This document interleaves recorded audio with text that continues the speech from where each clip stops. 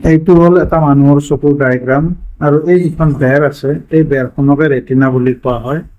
যেতিয়া আমাৰ সন্মুখত থকা লক্ষ্য বস্তুবিলাকৰ প্ৰতিবিম্ব আহি এই ৰেটিনাত পৰে তেতিয়া আমি বস্তুটো দেখা পাওঁ। এটা নিৰোগী চকুৱে ঠিক এনেদৰে ইয়াৰ সন্মুখত থকা লক্ষ্য বস্তুৰ প্ৰতিবিম্ব এই ৰেটিনাত গঠন কৰে।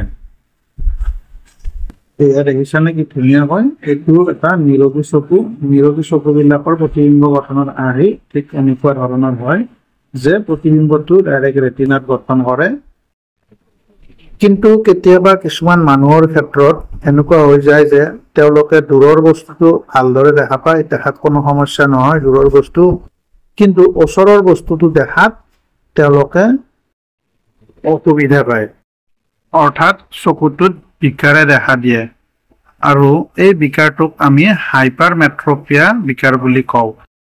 এই বিকাৰত ভোগা মানুহবিলাকৰ কি হয় যে তেওঁলোকৰ লক্ষ্য বস্তুবিলাকৰ প্ৰতিবিম্বৰ গঠনটো ৰেটিনাত নহয়, ৰেটিনাৰ পৰা পিছফাললৈ ওলাই যায়। দেখিছানে এই চিত্ৰটো? সম্পূৰ্ণ এই বেৰখন হ'ল ৰেটিনা, ইয়াতে গঠন হ'ব লাগিছিল কিন্তু গঠন হৈছে এয়া ৰেটিনাৰ বাহিৰত। এয়া দেখিছানে, এয়া ৰেটিনা আছিল এইখিনিত আৰু গঠন হ'ল এয়া ৰেটিনাৰ বাহিৰত। এতিয়া এই বেমাৰটো ঠিক কৰিব লাগিলে আমি কি কৰিব লাগিব? এইখন হ'ল এখন উত্তল লেন্স।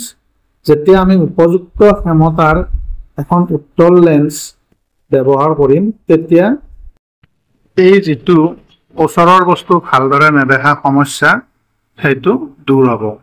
কিন্তু লেন্সখন ডক্তৰৰ পৰামৰ্শ মতে উপযুক্ত ক্ষমতাৰ পৰীক্ষা নিৰীক্ষা কৰি উপযুক্ত ক্ষমতাৰ লেন্স ব্যৱহাৰ কৰিব লাগিব, নহ'লে আকৌ যিকোনো লেন্স ব্যৱহাৰ কৰিলে চকুটোত আন বিকাৰে দেখা